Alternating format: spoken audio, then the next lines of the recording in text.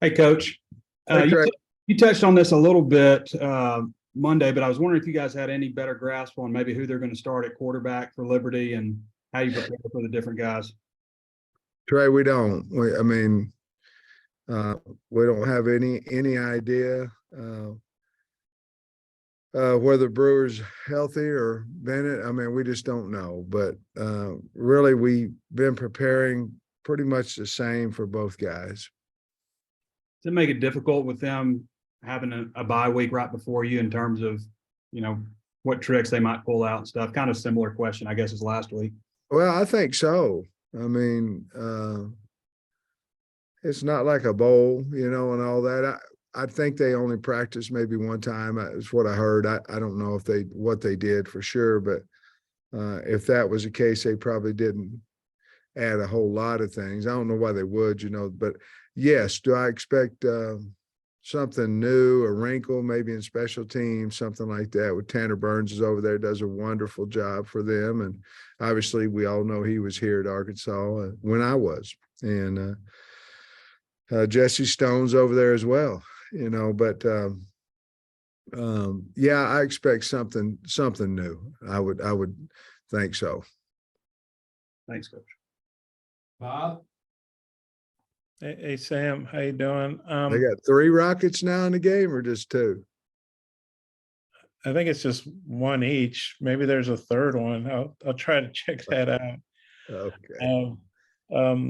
Maybe Rocket Ishmael is coming back or something. I hope he's not playing for them. Hudson got, I guess he's your all's nominee for the Burlsworth Trophy. Just wondering what you think about that. Yeah, he's done a really good job. It's amazing. The Burlsworth Trophy right now, the winner, it seems like almost has to be an All-American. If you look back here recently and guys that's won the Burlsworth, it's a guy that's walked on and has gone to do incredible things. And Hudson's certainly deserving of our nomination for that. And then, you've talked about how because of all the injuries you've had and you're getting healthier now, but I can't remember too many guys that play corner and safety, started at both spots, I guess. And I know it looks like you want to keep him at safety, but he seems like he's willing to do whatever. Just what do you thought about his versatility? He is. Well, first of all, you have to be tough. You have to stay on the field, and not. I'm not saying if you're not on the field, you're not tough, but you have to play with nicks and bruises and all those type things. The second thing, you have to be very, very smart. Hudson, we'd like for him to continue to put on a little bit of weight, whether it's at safety or whether it's at corner. But I tell you what, he's a accountable kid. He's gotten better each and every year, and he's one of the most reliable guys we have on the team, and we feel very comfortable to put him at either one of those spots. Not that, the coaching staff and his teammates and everybody don't appreciate him, but it seems like maybe sometimes the fans don't maybe understand what all he gives you guys. Maybe bash him a little bit on social media. You're like, why are they doing that? But just wondering if you have thoughts on that. No, I always tell folks, if you don't know people, why would you care what their opinion is about you? So, there's some disgruntled people in this world, and there's some happy people, and ones that are disgruntled, they don't know you. It's probably not important to listen to them. Okay, that's probably good advice. Thanks. Mason?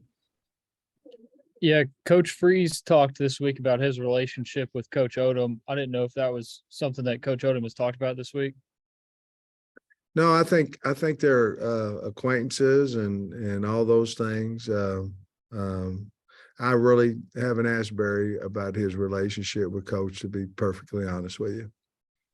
And then Pro Football Focus has been, putting out stuff on Dwight McGlothern this year. They put out a post today saying that he hasn't allowed a touchdown all year. I'm just curious what you've thought of him and how he's done over at corner for y'all.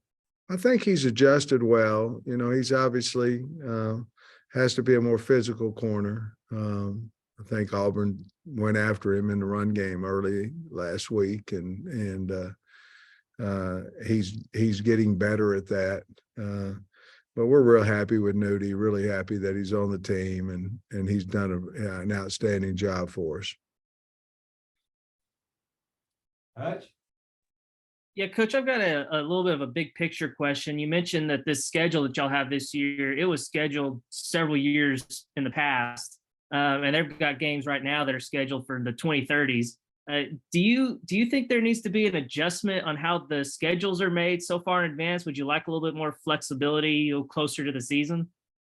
Well, there are some schools that buy out, they buy out contracts. And I've never asked Mr. Yurchek to do that, but there are teams that if they see that they've got 2 or 3 top 25 teams especially if you're in the West, and that's not unheard of to buy some of those out. But obviously scheduling's tough. To get people to schedule you is hard, and so I understand it wholeheartedly. I do. It just seems to me that we've been here 3 years in a row, and we've you have the West, and then we played Georgia twice. And so it just seems to me like we've had some difficult schedules, but at the same time we embrace those things, and like I say, the schedule is just the next game. If you look at it in totality, then sometimes you can go, wow, but if you just look at it as game by game, it doesn't look quite so impressive. And speaking of Hunter Yurchek, I guess news came out this week that he was pursued by Auburn and turned it down, and he's going to stay here at Arkansas. I guess he turned down even more money to stay here. What does that mean to you that your boss decided to stick around at Arkansas for less money? Everything. That's a man that practiced what he preaches, and to me, he already was powerful with all of us head coaches, and for him to do exactly what at times he asks us to do is powerful. And I'm so glad that he's staying. He, obviously he's the one who gave me my opportunity, but the old saying, he practiced what he preaches. That's what he does, and that shows what kind of man he is. And to say I'm excited that he's going to stay here would be an understatement. I have a lot of respect for him and Jennifer, and I mean what I'm saying. I'm ecstatic that he decided to stay. Tom? Hey, Sam, I don't know how often or how closely you look at the stats, but your rushing and passing are 1 yard apart on average. 246. Crazy? Yeah, it really is. And at 240 plus for both, it's a pretty rare occurrence that teams can do that. Is that, I don't know, by design that you're that balanced, or just a function of what you guys do? Man, I tell you, I'd like to say, yeah, we'd like to be 1 yard apart and all that, but I'd be lying to you. A lot of things yardage wise goes off of what they're giving you read wise. Now, we obviously have run to runs, but we have run to pass. You know what I mean? And if they're taking the pass read away, or the run read away, we're going to throw the football. And it's just, that's what we do. So for it to come out like that is really amazing. Obviously there are times, several this year, where I've said, Kendall, do not throw the football. We're going to milk the clock. There's been several drives. One of them was Saturday against Auburn. We tried to do that. I remember Cincinnati, I remember BYU, all those type things where you're getting your rush yardage up because you don't have an opportunity to throw the football. But it is really amazing. It really is, because of what we do. But I'm glad, and what it tells you, I think, a little bit is that we're very comfortable with our passing ability and catching ability, along with our offensive line to do both, protect and run. The trigger man, with KJ, that's the key component of all that, and he certainly has had a good season. What have you seen of Chavis coming back this week? Well, I think this will be my third week in a row that I said I think he'll be ready to play. Yesterday he ran like his hair's on fire. I mean, he was moving and was happy and all those. And so I can tell you that he's officially cleared. So he'll be able to play this week. Jordan? Hey, Coach, with this game being homecoming, could you talk about what this game and Arkansas tradition as a whole means to you and this team? Well, I thought about it honestly, and I've thought about it several different times. And I thought about it at Auburn, and I thought about how many people in the state of Arkansas turn their TV on to watch the Hogs. And it's really, if you think about it in that way, it's really honoring. There's pressure there, all kinds of stuff. But when you come back to homecoming, you're playing. In all honesty, you're playing for the history of the program. You have a lot of guys come back that graduated school here, and ladies, obviously people coming back and they graduated school here. This is their alma mater. You have a lot of players, and you don't want to disappoint anybody. You don't want to on a regular basis, but you don't want to disappoint anybody on homecoming. Everybody's supposed to be coming back here having fun, enjoying pregame, the game, and after the game. And so is there a little bit extra motivation probably for homecoming because of the folks? Yes. And so we'd like to win the game, and we want to win it anyway, but there's a little extra meaning for that. Alyssa? Hey, Coach, I have two questions, if that's okay. My first question, you talk about Tanner, and then you mentioned Jesse, and it happens to be homecoming, and those guys have ties here. You got to work with Jesse at Georgia. And so how special is it to have those kind of connections with a team that Arkansas has never played before?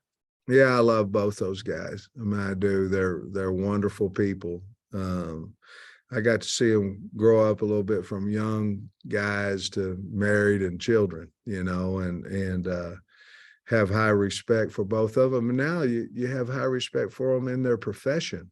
And certainly Tanner's done an outstanding job with special teams, but I love both of them. Obviously, we're going to try to win. I have many friends on many staffs. Or at least I hope I do. I think they're my friends. And, but when the ball gets kicked off, and then friends go to the middle of the field and congratulate whomever won and maintain the friendship. Absolutely. And then I think it's kind of special. I saw that Ricky Williams is going to be your honorary captain this week, Zach's dad. And so I know that the honorary captain sometimes gets to walk down the hog walk with you guys. And I was just curious if he's going to be able to walk with Zach, because it's usually in the front with you. Are you going to pull Zach up with you and maybe let him walk the hog walk with his son? Well, you're making some really great points. I have not gotten that far yet, but I certainly will look into it. Scotty? Yeah, Sam, I think on Monday, Christina asked you about the recruiting process with Rocket. And I'm curious what you remember maybe about that process with Jaden Hazelwood before he decided to hop on with you guys. Well, I remember more about that when I was at Georgia, because he came over all the time. I had a great relationship with Jimmy there because I had recruited a couple of offensive linemen from Cedar Grove High School that played for University of Georgia. This process here was really fast. We found out that he was in the portal. Obviously, Jimmy had a relationship there.